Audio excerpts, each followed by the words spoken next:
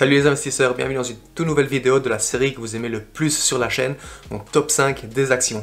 À travers cette vidéo, je vais vous donner mon top 5 des actions pour mars 2021. Il y aura tout, une entreprise dans l'hydrogène, un SPAC, un géant du e-commerce, j'en dis pas plus. Avant ça, mettez un gros pouce bleu pour aider l'algorithme de YouTube à mettre en avant cette vidéo. Abonnez-vous également à la chaîne si ce n'est pas encore fait. Aujourd'hui, on dépasse les 6000 abonnés, donc 6000 merci les amis. Activez également les notifications pour ne plus manquer mes prochaines vidéos. Dès que c'est fait, on passe au contenu, c'est parti.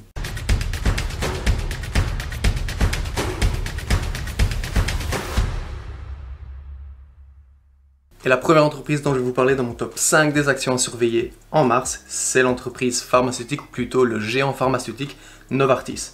Novartis, c'est une société suisse créée en 1996, donc il y a 25 ans, suite à la fusion de deux entreprises. D'un côté, on a l'entreprise Sandoz, qui est connue pour avoir mis notamment au point le LSD il y a très longtemps, en 1938. Et de l'autre côté, l'entreprise Ciba Geigy, ou Geigy, désolé pour la prononciation, qui était une entreprise chimique, suisse également. Et suite à la fusion de ces deux entreprises est née Novartis, entreprise dédiée à la santé. Alors il y a plusieurs raisons pour lesquelles je vous parle de Novartis dans mon top 5 des actions en mars. Notamment, c'est une grosse entreprise, c'est une très bonne entreprise. Mais il y a un mois, Novartis a annoncé un accord avec Pfizer-BioNTech pour les aider dans la production du vaccin en mettant à leur disposition un de leurs sites en Suisse. Et également une deuxième nouvelle, une grosse nouvelle qui va ravir les investisseurs, c'est que le directeur des finances, Harry Kirsch, a annoncé que le groupe souhaitait augmenter ses dividendes toutes les années, comme ils le font déjà depuis plusieurs années d'ailleurs. Et du coup, cette année, Novartis a augmenté son dividende, il passe de 3,08$ par action à 3,37$ par action, ce qui fait une augmentation de près de 10%, exactement 9,4% d'augmentation du dividende. Alors, info importante pour tous ceux qui voudraient investir dans Novartis, sachez que le ex-dividend day, donc c'est le jour du détachement du dividende, c'est le 4 mars 2021, donc c'est la semaine prochaine. Donc si vous voulez toucher votre dividende Novartis, car le paiement se fait le 15 mars, il faut que vous possédiez l'action avant le 4 mars. Regardons maintenant un peu les chiffres de Novartis qui sont très positifs. Sur ces dernières années, les revenus sont plutôt stables aux alentours des 48-50 milliards de dollars. Pour 2019, ils étaient de 48,6 milliards de dollars et pour l'année 2020, 49,8 milliards de dollars. En ce qui concerne les revenus nets, on est sur des revenus nets de 11,7 milliards de dollars pour l'année 2019 et pour 2020, on est un petit peu moins, 8,1 milliards. Si maintenant on regarde l'action Novartis, sachez qu'elle trade au New York Stock Exchange sous le symbole NVS. L'action est aujourd'hui à 85,9 $. La capitalisation de l'entreprise est de 211 milliards de dollars et le dividende, le rendement dividende est aujourd'hui de 3,9%. Ce qui est vraiment pas mal, surtout pour une entreprise qui augmente son dividende et qui le paye sans interruption depuis plusieurs années. Si on regarde le cours de l'action ces 5 dernières années, on peut voir une très belle progression. Et sur cette année, bien entendu, il y a eu une chute en mars 2020. Elle a eu son pic fin janvier où elle a presque atteint les 100 $ par action. Et depuis, on voit un déclin du cours de l'action, surtout après cette semaine où toutes les actions ont été dans le rouge. Novartis trade donc, comme je vous l'ai dit, à 85 $. Elle m'intéresse énormément, d'ailleurs je vais la surveiller en ce mois de mars. Si je vois qu'elle retombe encore un petit peu plus aux alentours des 80 $, je vais vraiment penser à investir. Parce que notamment, les chiffres sont très bons, le dividende est bon, c'est une entreprise qui pour moi va encore grandir dans le futur. Donc tous les indicateurs sont là pour que potentiellement Novartis fasse partie de mon portefeuille d'actions. Si on se penche maintenant sur les recommandations des analystes pour Novartis, on peut voir que sur 4 analystes, 2 ont donné à Novartis un buy, donc c'est-à-dire un achat de l'action, un hold, conservation de l'action, et un sell, une vente de l'action. Si on regarde maintenant le prix moyen des analystes, on est sur un prix bas de 88 $, prix haut de 112 $ et un prix moyen de 103 $ pour l'action Novartis. On rappelle que Novartis trade à 85 $, ce qui fait une hausse potentielle de 21%. Si cette entreprise vous intéresse, n'hésitez pas à faire vos propres recherches. Et la deuxième entreprise dont on parle dans cette vidéo, c'est un SPAC, c'est le SPAC Next Gen Acquisition Corp. Alors pour ceux qui seraient nouveaux sur la chaîne, on rappelle ce qu'est un SPAC. Un SPAC, c'est une entreprise cotée en bourse qui n'a aucune activité. Le seul but d'un SPAC, c'est d'acquérir ou de fusionner avec une autre entreprise. Et en parlant de fusion, Next Gen Acquisition Corp a annoncé très récemment, le 22 février dernier, qu'il va fusionner avec une entreprise de véhicules électriques, Xos Inc. Comme vous le voyez ici à l'écran, Xos est une entreprise de véhicules électriques spécialisée dans les camions et camionnettes. L'entreprise a déjà plusieurs partenariats, dont un énorme partenariat avec UPS, United Postal Service, un gros groupe postal aux États-Unis et partout dans le monde. Et depuis début 2020, ils testent leurs camions et camionnettes sur Los Angeles. À la tête de ce SPAC Next Gen Acquisition Corp, on va retrouver deux personnes. D'un côté, on a George Mattson qui travaillait avec Goldman Sachs. Et de l'autre côté, on a Gregory Sum qui lui était un des directeurs de Carlyle Group, un gros groupe de gestion d'actifs. Grâce à l'introduction en bourse de Next Gen Acquisition Corp, ils avaient déjà réussi à lever 375 millions de dollars. Mais maintenant, ils ont annoncé que suite à cette fusion de Xos et de Next Gen, ils vont amener la valeur d'entreprise des capitaux propres à plus de 2 milliards de dollars. Et d'ailleurs, une bonne nouvelle pour Xos, ils ont annoncé qu'ils ont déjà plus de 6000 commandes pour leurs camions électriques. Comme vous le savez, un SPAC ne peut jamais descendre en dessous des 10 dollars en bourse. Ça arrive que très rarement on peut voir un SPAC aux alentours des 9,6, 9,8, mais ça arrive vraiment très rarement. Donc aujourd'hui, Next Gen Acquisition que vous trouverez au Nasdaq sous le symbole NGAC cote à 11,53 $. Donc 11,53 $, et le minimum qui peut descendre c'est 10 dollars. Donc là on est vraiment sur très peu de risques, mais par contre énormément de profits potentiels dans le futur. Je trouve intéressant de vous parler de cette entreprise car il y a très peu de downside, minimum 10 dollars que ça peut descendre, mais au contraire, étant donné qu'elle va écrire une entreprise de véhicules électriques qui est vraiment dans la hype du moment, il y a plus de chances de faire beaucoup de profits que de perdre sur cette entreprise. Donc si vous êtes intéressé par les SPAC, par le monde des véhicules électriques EV, n'hésitez pas à faire vos propres recherches sur cette entreprise. Et la troisième entreprise dont je vais vous parler dans cette vidéo, c'est le géant de l'e-commerce. Je vous en ai parlé il n'y a pas très longtemps sur la chaîne, c'est Amazon. Alors si je vous parle d'Amazon aujourd'hui, c'est parce que le cours de l'action est redescendu un petit peu et on se trouve sur une résistance des 3000 $. Donc est-ce que c'est intéressant d'acheter aujourd'hui Amazon? On va le voir dans cette vidéo. Mais également, il y a une autre raison pour laquelle je vous parle d'Amazon. Mais avant, on va regarder les chiffres pour l'année 2020. Les chiffres sur ces dernières années sont tout simplement excellents et en pleine croissance. Si maintenant on regarde en 2016, on était sur des revenus de 136 milliards de dollars en pleine progression. Et là, sur l'année 2020, Amazon a réalisé un chiffre de 386 milliards de dollars. En ce qui concerne les revenus nets, c'est tout aussi magnifique à voir puisque les revenus nets pour l'année 2020 ont explosé. En 2020, Amazon a réalisé des profits de 21,3 milliards de dollars. Mais la raison pour laquelle j'avais envie de vous parler de Amazon aujourd'hui, c'est parce que il est peut-être probable qu'on voit un stock split cette année. Stock split, en français fractionnement d'actions ou division d'actions, c'est une opération augmentant le nombre d'actions en circulation sur les marchés boursiers afin de diminuer le cours boursier de l'action. En gros, je vous explique, vous avez une action Amazon à 3000 $. Si demain Amazon décide de réaliser un stock split de 5 pour 1, eh bien au lieu d'avoir une action Amazon qui vaut 3000 $, vous aurez 5 actions Amazon qui valent 600 $ chaque. Pour vous, pour les investisseurs, pour l'entreprise, ça ne change rien. Ça va juste permettre aux investisseurs d'acheter plus facilement l'action Amazon puisqu'ils devront seulement débourser 600 $ plutôt qu'aujourd'hui 3000 $. Alors je vous ai dit que ça ne change rien pour l'entreprise. En fait, c'est pas si vrai que ça puisque le fait que l'action soit moins chère, ça va permettre à plus d'investisseurs d'acheter, donc d'investir sur Amazon.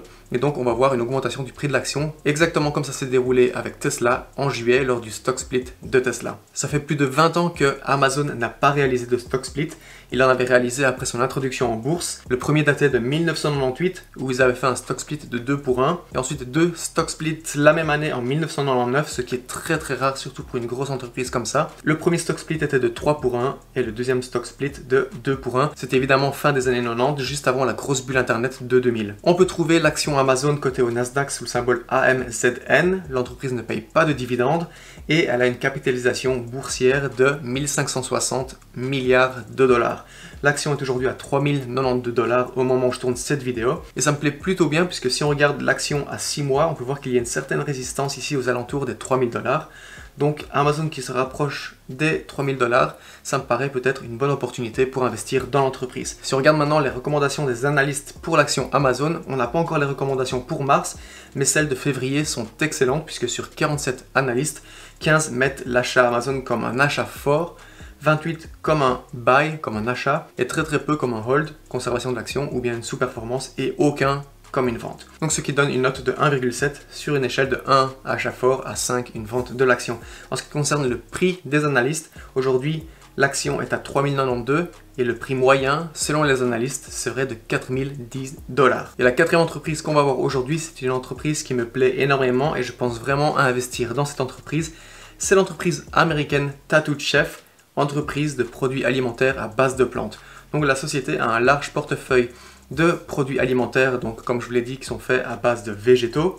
et ces produits sont déjà disponibles à travers les États-Unis dans les supermarchés. L'entreprise est assez récente, elle date de 2019 et elle a fait son introduction en bourse suite à une fusion avec un SPAC, et ce SPAC, c'était le SPAC Forum Merger 2 Corporation. Malgré que ce soit une entreprise assez récente, l'entreprise fait déjà des beaux chiffres qui sont dans le vert. En 2019, l'entreprise a réalisé des revenus de 84,9 millions de dollars, 135,7 millions de dollars pour l'année 2020. Et en ce qui concerne les profits, l'entreprise a fait des profits de 4,3 millions de dollars pour l'année 2020. Si l'entreprise vous intéresse, vous la retrouverez cotée au Nasdaq sous le symbole TTCF, capitalisation boursière de 1,43 milliard de dollars. Et l'entreprise, si on regarde le cours de l'action, comme je vous l'ai dit, a tradé pendant plusieurs années aux alentours des 10 dollars puisque c'était un SPAC. Ensuite, on a vu un petit pic aux alentours des 17-18 dollars au moment de l'annonce de la fusion. Ça a redescendu, classique pour un SPAC. Et si on regarde le cours de l'action cette dernière année, l'action a fait un petit peu le yo-yo avec un pic mi-septembre 2020 à 28,64 dollars. Ensuite, c'est redescendu.